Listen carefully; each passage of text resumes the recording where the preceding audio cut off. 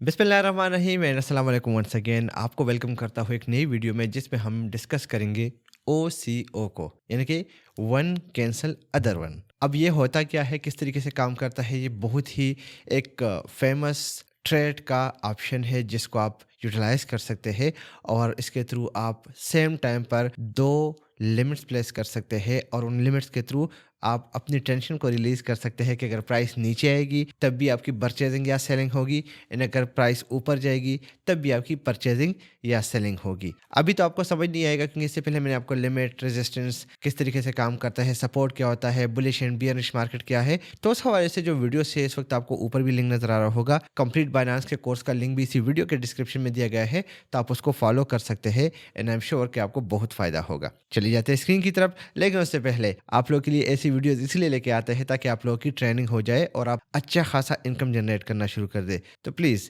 एक लाइक कीजिएगा इस वीडियो को और कमेंट करना है अगर अच्छा लगता है तब भी, एंड अगर बुरा लगता है तब भी, अगर इम्प्रूवमेंट चाहिए तब भी, एंड अगर आपको फ़ायदा होता है तब भी। स्क्रीन की तरफ जाते हैं और आपके सामने मैं ये पूरा प्रोसीजर जो है ये स्टेप बाय स्टेप एक्सप्लेन करता हूँ, तो आई एम श्योर कि आपको फिर इशू नहीं आएगा। जी, तो इस वक्त मैंने बाइनांस की एप्लीकेशन में ट्रेड का ऑप्शन सेलेक्ट किया है और यहाँ पे आप देख सकते हैं कि बाय एंड सेल नजर आ रहा है। बाय के नीचे एक ऑप्शन है OCO, एंड अगर हम इस ऑप्शन को चूज करते हैं या ओके करते हैं तो हमारे सामने limit, market, stop limit, trailing stop जिसके हवाले से वीडियो बनानी है और आल्गो ऑर्डर, ये हमने एक्सप्लेन करना है। 2 3 4 हो चुके हैं अभी तक। OCO की आज बारी है और इस तरह अगर हम सेल में जाते हैं तो सेल में भी आपको यही OCO का पॉइंट मिलता है। नॉर्मली जब आप एप्लीकेशन ओपन करते हैं तो ये नॉर्मली लिमिट पर ही होता है। अब OCO क्या होता है, जिस तरह के नाम से जाहिर है, वन कैंसल अदर वन। ठीक है, अब मैं आपके सामने इसको प्रैक्टिकली करने जा रहा हूँ एंड आई एम श्योर कि आप लोग को आइडिया हो जाएगा। सो फॉर एग्जाम्पल,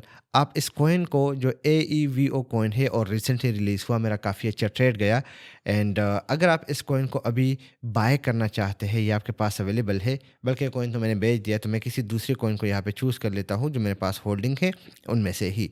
तो फॉर एग्जांपल मेरे पास है AI का कॉइन। ठीक है, AI का कॉइन मैंने चूज़ कर लिया और मैं इस कॉइन को बाय करना चाहता हूँ। अब इस वक्त मार्केट प्राइस जो है वो 1.978 चल रहा है।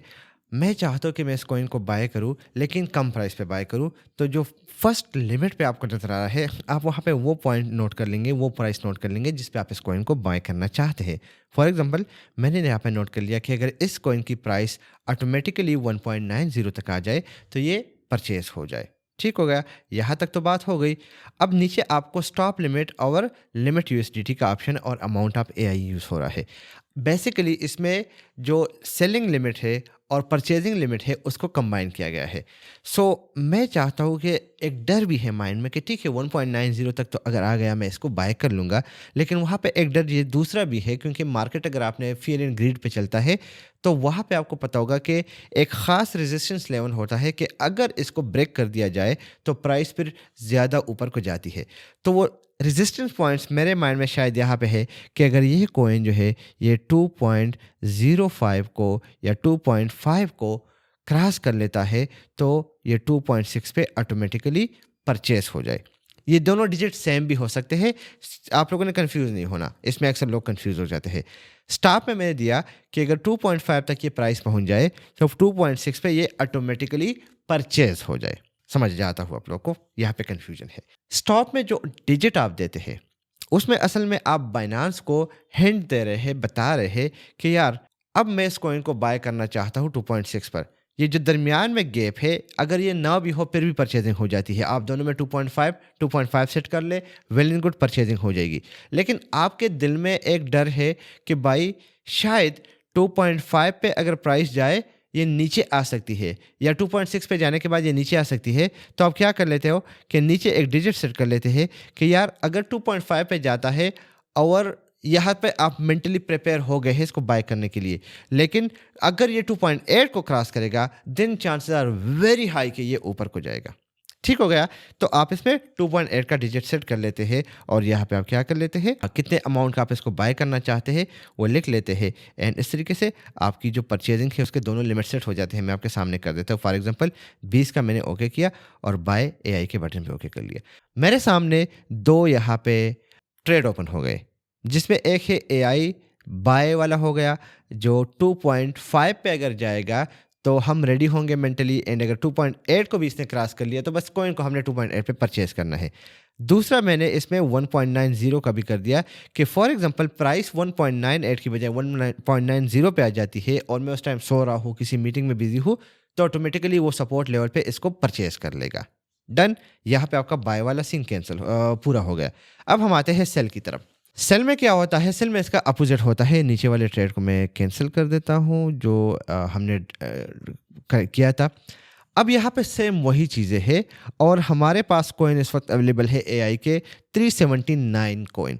मेरे माइंड में एक एजम्पशन है कि भाई ये पॉइंट जो प्राइस है ये जाएगा 1.98 से फॉर एग्जांपल जाता है 2.50 पे, और मैं इसको 2.50 पे या मैं इसको $3 पे सेल करना चाहता हूँ। Simple is that. ये शायद मैं सो जाऊँ, मेरा ध्यान ना हो, तो मैं एक टेक प्रॉफिट वाला पॉइंट यहाँ पे लगाना चाहता हूँ कि भाई अगर इस कॉइन की प्राइस $3 पे पहुँचती है तो ये ऑटोमेटिकली सेल हो जाएगा। वो तो सेट हो गया। अब नीचे स्टॉप लिमिट है, वहाँ पे मेरे जहन में एक डर भी है कि फॉर एग्जांपल कॉइन की प्राइस जो है वो 1.98 से और न गिर जाए, तो वहाँ पे क्या होगा कि अगर ये 1.5 पे आ गया तो मुझे बहुत ज़्यादा लॉस हो जाएगा। तो मैं वहाँ पे नीचे वाले लिमिट भी सेट कर लेता हूँ जिसको हम स्टॉप लॉस बोलते हैं कि यार अगर ये 1.5 पे या 1.6 पे आता है तो ऑटोमेटिकली ये कॉइन सेल भी हो जाए।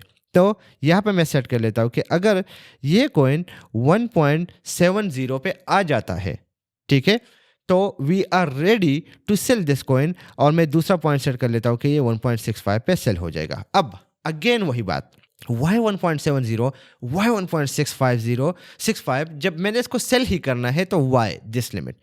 तो जब आप क्रिप्टो को स्टडी करते हैं तो आपको पता चल जाएगा कि जो ग्राफ है ये ऐसे ऐसे चलता रहता है, ठीक है, ऊपर नीचे ऊपर नीचे। तो जब ये 1.7 पे पहुंच जाता है और ये 1.69 पे 1.68 पे पहुंच जाता है, अचानक वहाँ पे ये चूंकि सपोर्ट एरिया होता है ग्राफ में, इस वक्त मैं आपके ग्राफ शो कर रहा हूँ कि ग्राफ ऐसे जा रहा है, तो इसका एक सपोर्ट रीजन बना होता है। तो उस सपोर्ट पे क्या करता है कि लोग इसको परचेस करना शुरू कर देते हैं क्योंकि उनको पता होता है कि ये कॉइन ऊपर जाएगा। तो क्या हो जाता है कि वो इस कॉइन का एक लिमिट सेट कर लेते हैं कि 1.70 से लेके 1.65 के बीच में अगर ये रहता है वेल एंड गुड। लेकिन अगर ये 1.65 पे पहुंचेगा तो ये ऑटोमेटिकली सेल हो जाएगा, ठीक है। और मैं यहाँ पे देख लेता हूँ कि भाई मुझे 20 कॉइन या 60 USDT के कॉइन यहाँ पे सेल करने हैं। इसी के साथ ही मैं सेल का बटन ओके कर लूँगा।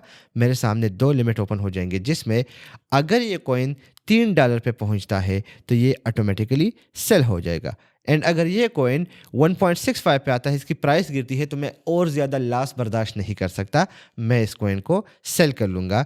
And that's how the OCO system work, जिसमें अगर एक भी कामयाब होता है तो आपका दूसरा वाला जो है वो ऑटोमेटिकली फेल हो जाता है। सो आई होप कि आपको वीडियो की समझ आई होगी, और ये ज़्यादातर फ्यूचर ट्रेडिंग में यूज़ होता है।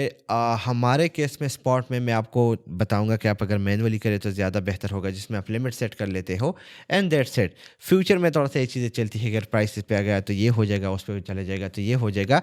बट बताना इसलिए ज़रूरी है कि हम बाइनांस को कम्प्लीटली स्टडी कर रहे हैं, किस तरीके से पूरा क्रिप्टो सिस्टम काम कर रहा है, और मकसद आपको एक एक फीचर के बारे में बताना है। सो अगर आपको वीडियो अच्छी लगी है तो लाइक कीजिएगा, सब्सक्राइब कीजिएगा, दोस्तों के साथ शेयर कीजिएगा, एंड अगर अच्छी नहीं लगी तो भी आप लोगों ने मस्ट कमेंट करना है। इसी के साथ इसी वीडियो को वाइंड अप करता हूँ। नई वीडियो के साथ फिर मुलाकात होगी। ख्याल रखिएगा। अल्लाह हाफिज़।